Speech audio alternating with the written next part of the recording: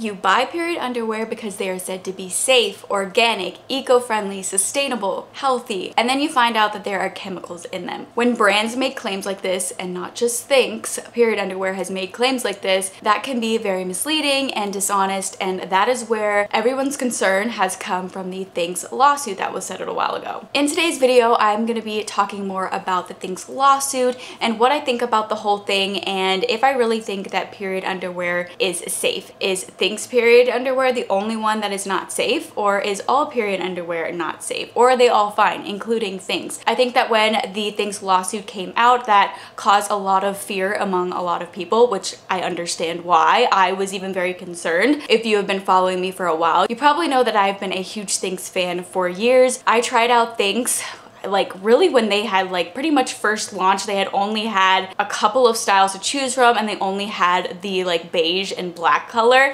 And if you know about Thinx, they are now available in a lot of different styles and a lot of different colors. So I had been a fan of them from pretty much the very start, and I absolutely loved them. Why do we use period underwear? Because we want something that is going to be more cost effective, because being able to reuse a period product is much more cost effective in the long run. And also because we want the ease of not having to run out and buy period products every single month, or just, you know, when you run out, you're never gonna run out because you already have period underwear. There are a lot of things that really stood out to me in having period underwear and have really helped me, and I have loved period underwear, and specifically Thinx. Thinx is really the only brand of period underwear that I have used for years and years and years, and I love them. So that is why you've seen me talk about them on my channel. I loved them for years, and then I ended up joining their ambassador program where I could refer people and help people save some money on it. But then when the Thinx lawsuit came out, I was really questioning things, and I was with everyone else where I felt misled and like I had been tricked kind of into thinking that they were safe. So ever since that lawsuit came out, I completely stopped talking about Thinx. I didn't post about Thinx because obviously I didn't want to mislead you guys. I never want to mislead you guys. I did a video about me questioning this whole Thinx lawsuit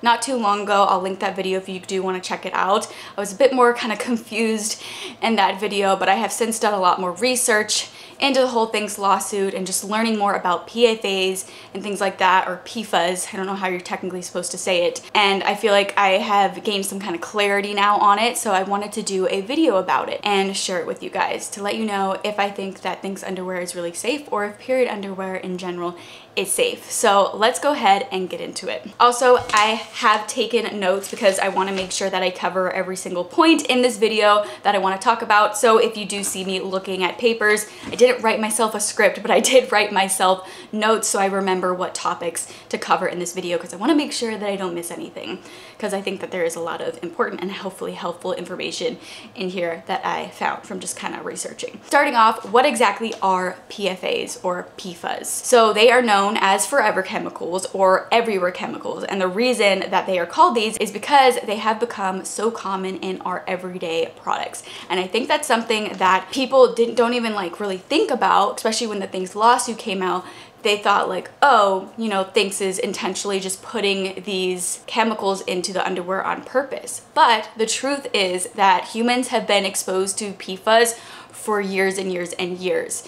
And we are exposed to these chemicals in a lot of our everyday products that I think people don't realize. Again, PFAS stands for per and also polyfluoroalkyl substances. I probably pronounced that wrong, but again, known as forever chemicals or everyday chemicals. So there is a movie called Dark Waters that I actually watched years ago, and it talks about PFAS and how they kind of came about. The Dark Waters movie is actually a real life story about a lawyer who ended up taking on the company called DuPont. This lawyer discovered that this company was intentionally polluting our drinking water. I would definitely recommend to check out that movie because it definitely gives you a lot more kind of background information about how PFAS have been introduced to us just as a society. So it's definitely a really interesting movie. I definitely would recommend checking it out. PFAS contain a strong carbon-fluorine bond, which allows them to accumulate over time in the environment and also also in the bodies of humans and also animals, which can cause health risks, which is very understandably why people are so concerned about this Thinx lawsuit. And PFAS in general, we should just be kind of concerned about and try to limit them when we can. I have found a couple articles that I am going to link in the description box below. Definitely check them out. But one of the articles talks about how PFAS are in the bloodstream of nearly all Americans. They've done testing on umbilical cord blood and also breast milk that actually shows that exposure to these chemicals actually happens before birth. Of course, the concern with these PFAS is that they are endocrine disruptors and that can affect our hormones. So of course we do want to avoid these chemicals when we can, but I think it's also really important to know that they are in so many things nowadays. For example, PFAS are in non-stick cookware, cosmetics, stain-resistant carpets and fabrics, food packaging, water-repellent clothing. There are many things that PFAS can be found in our everyday life, so I think that's really important to know. There's also an article that I will link below that explains that at least 45% of America's tap water contains PFAS. And there are more than 12,000 types of PFAS. So my kind of theory or questioning here is that if a garment or Thinx period underwear is washed by water, it would then potentially test as containing PFAS. So that really makes me think, could any period underwear test as containing PFAS? There are also other things to consider as well, such as the way that the period underwear is packaged. If it comes in plastic, this plastic packaging probably has PFAS. I would have a hard time thinking that Thinx would intentionally like put PFAS into the underwear on purpose, but yet it could be coming from other sources, like when we wash them or the plastic that it was packaged in. And this is not just to say for Thinx period underwear, this is other period underwear brands as well. PFAS are just in so many things in our everyday life. So who is to say that other period underwear wouldn't also test as containing PFAS? And then if we think of other period products as well, like period products that are sold at the store, reusable pads, a lot of them contain fragrance and just ingredients that also aren't gonna be good for us. So it's just kind of something to think about. It's really hard to avoid, and I'm not trying to be negative. I'm just kind of trying to lay everything out and get people thinking. I want this to be a conversation, but I also want this to be a safe place. So whether you disagree with things or whatnot, I'd love to hear your thoughts in the comments. Just let's keep this a welcoming and kind space for each other to kind of learn from each other. But there's also one of the main articles that I want to talk about. I feel like has some really good information that I want to talk about. It's from a toxologist that shares her thoughts about the concerns found in period underwear, and she even addresses the Thinx lawsuit. Thinx did end up settling, but they still do deny the allegations that they intentionally put PFAS in their product. From this article, toxologist Kelly Johnson Arbor, she's also a co-medical director of the National Capital Poison Center. So I feel like she knows what she's talking about. I've also seen some other articles from gynecologists that have said similar things. So that kind of leads me to think that I think they know what they're talking about. Dr. Kelly Johnson Arbor explains that chemicals have been found in other brands of period underwear as well, and brands that use similar wording like natural, non-toxic, sustainable. So this is not just a Thinx thing. Other period underwear companies have used wording like that as well that can be misleading, but it doesn't necessarily mean that Thinx or these other period underwear brands are putting PFAS in their products, but just those words in general can be misleading because we have so much exposure to PFAS, their product could still show up as containing them from other sources. I hope that's making sense. Dr. Arbor says PFAS are in materials that resist stains, grease, heat, oil, and water. So hence period underwear like clothing, furniture, adhesive, non-toxic cookware, even like takeout containers. Dr. Arbor states, while there is no evidence that PFAS in period underwear are directly responsible for undesirable health conditions, the additive effects of PFAS exposures from multiple different sources may be dangerous for our overall health. Dr. Johnson Arbor says, since almost 100% of people in developed countries have detectable levels of PFAS in their bloodstream, it's challenging to determine exactly what adverse health effects are attributable to PFAS and not another chemical or environmental exposure. So that's definitely something to consider. So then the question that you guys all came here for, how do I know if my period underwear is safe from PFAS. There is a part of the article that I do want to read to you guys from the toxologist. So it says, period products are regulated by the US Food and Drug Administration. Though, depending on a product's classification, the manufacturers may not include all the materials used. You still want to review the product labels and the manufacturer's website to see what else you can learn about the ingredients involved. So Dr. Arbor says, products that are advertised as being waterproof, a quality that is highly desirable in period underwear, are likely to contain PFAS or similar substances. So this would apply to any period underwear. Even if a specific product is certified as being PFAS free, these chemicals could still be unintentionally introduced into the underwear through the manufacturing or packaging process, given that PFAS are found so widely throughout the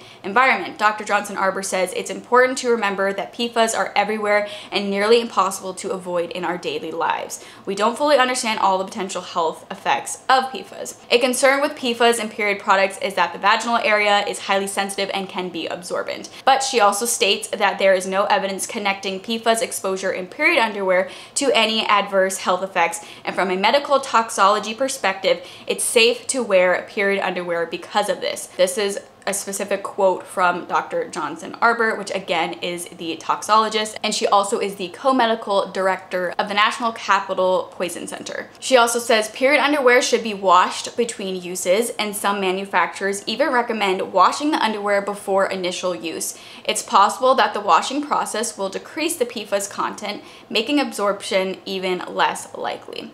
Class action complaint also alleges that Thinx underwear contains metal nanoparticles used to deodorize clothing and can easily enter the body. Nanoparticles are small particles that can be composed of different substances, including carbon, polymers, or metals, and are used in daily items like toothpaste and cosmetics. Metal-based nanoparticles are also used in medicine due to their antimicrobial activities and are also added to toys and fabrics for the same purpose. Again, that is a quote from Dr. Johnson Arbor. She also says that there are no diseases that are conclusively linked to metal nanoparticle exposure. However, because they are so small, nanoparticles can enter the body and potentially cause DNA damage, hormonal imbalance, and immune system dysfunction. So there may not be enough evidence to support that period underwear is unsafe, but is there really enough data to show that it's not? I'm again still reading from the article. Until there are further studies or regulations, it may come down to a personal choice and whatever brings you peace of mind. So to me, this really feels like it was very negative towards Thinx. This whole lawsuit, everyone was very scared and upset, which very understandably, I was too. But it now almost feels like, why couldn't these same things be said about other period underwear brands? Because other period underwear brands have similar wording when they're marketing their products that are misleading, like again, natural, non-toxic, sustainable, eco-friendly, healthy, organic, things like that. These are not just marketing terms that Thinx has used. Other period underwear brands have used terms like this, which is the whole misleading thing. And I personally feel like Thinx would not intentionally add PFAS into their products. And I don't think any period underwear brand would do that. But again, for any period underwear brand, they could still be exposed to PFAS through manufacturing, through the way it's packaged, and then again, if you wash it. Now, this article did talk about how when you wash it, that can kind of help get off some, like maybe if it came from the packaging. But I still think that because our water contains PFAS, when you do a test on it after you've washed a garment, then a test might still detect that there is a bit of PFAS. I just think that's something to consider. Obviously, it's just a personal choice if you feel comfortable continuing to use period underwear or if you continue wanting to use Thinx. But to me, I feel like if you're gonna knock out Thinx, I feel like you'd have to knock out other period underwear brands as well. As far as the safety goes of the products, is there really a difference? You know what I mean?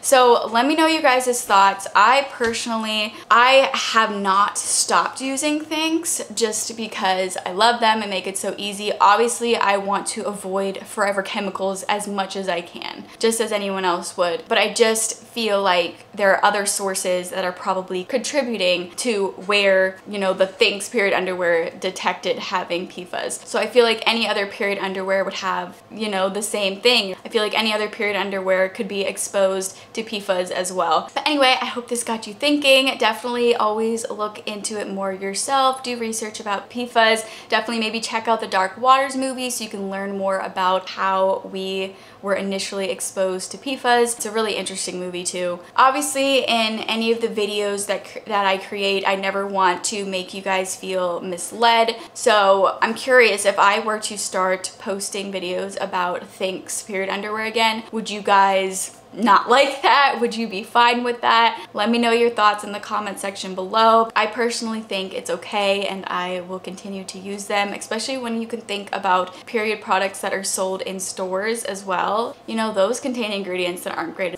I think that period underwear still might be better than that. So yeah, otherwise what's our option? Just don't use any period products. I don't know. I personally still feel comfortable to continue using Thinx, and I think any other period underwear is gonna be similar. Let me know you guys' thoughts in the comment section below. Again, let's try to keep this nice and let's just be friendly in the comments and try to learn from each other. That's my whole goal in this. I really hope you enjoyed this video and found it helpful. If you did, please let me know by giving me a thumbs up. And if you would like to see even more content from me in the future, I would absolutely love it if you would go ahead and subscribe to my channel.